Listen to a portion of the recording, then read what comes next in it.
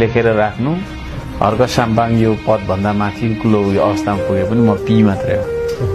त्यो त तपाईको मान्यता हो। म पी एकछिन न, म पी मात्रै हो। कोही पनि यो देशमा भिआइपी छैन। जबसम्म देश गरिब रहन्छ तबसम्म यो देशमा कसैलाई भिआइपी भन्ने छुट छैन, हैन? एकछिन म आउँदैछु।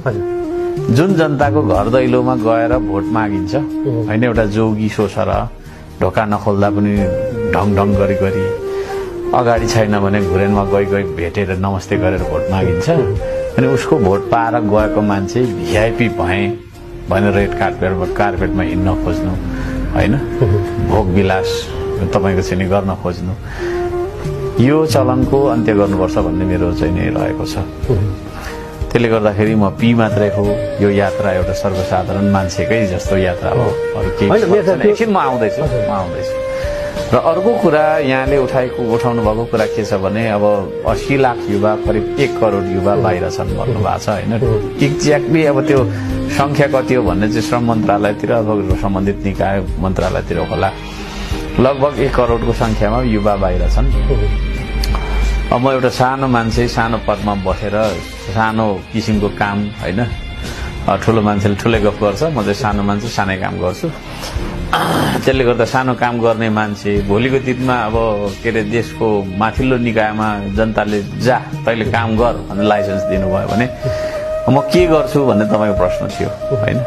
त्यसमा चाहिँ सबैभन्दा पहिला त उत्पादनको नीति लिनुपर्छ, हैन? धरान जस्तो एउटा सानो शहरमा मैले उद्योगहरूको परिकल्पना गर्नुको कारण नै त्यही हो, हैन? होला त्यसमा प्रदेशले मलाई सघाएको छैन, संघले सघाएको छैन, हैन?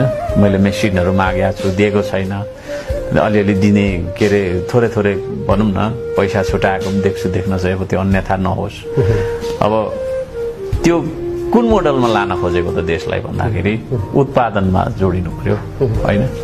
आज धरान जस्तो ठाउँमा पनि जहाँ चाहिँ एउटा फ्यासनको सहर हो भनेर हिजोको दिनमा एउटा चर्चा कमाएको पनि चाहिँ नि तपाईँको इन्भाइरोमेन्ट छ। त्यसमा कृषि गर्नुपर्छ, माटो छुनुपर्छ, ढुङ्गा बोक्नुपर्छ।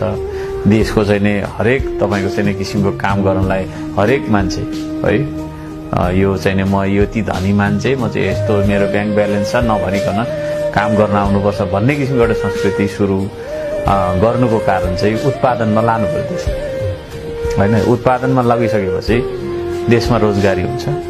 देशमा रोजगारी भयो भनेदेखि विदेश जानु परेन, हैन? त्यसले गर्दाखेरि त्यो मोडलमा देशलाई लानुपर्छ। म चाहिँ त्यही भन्छु र म चाहिँ डेफिनेटली त्यतातिर जानुपर्छ र त्यतातिर लानुपर्छ भन्ने हो।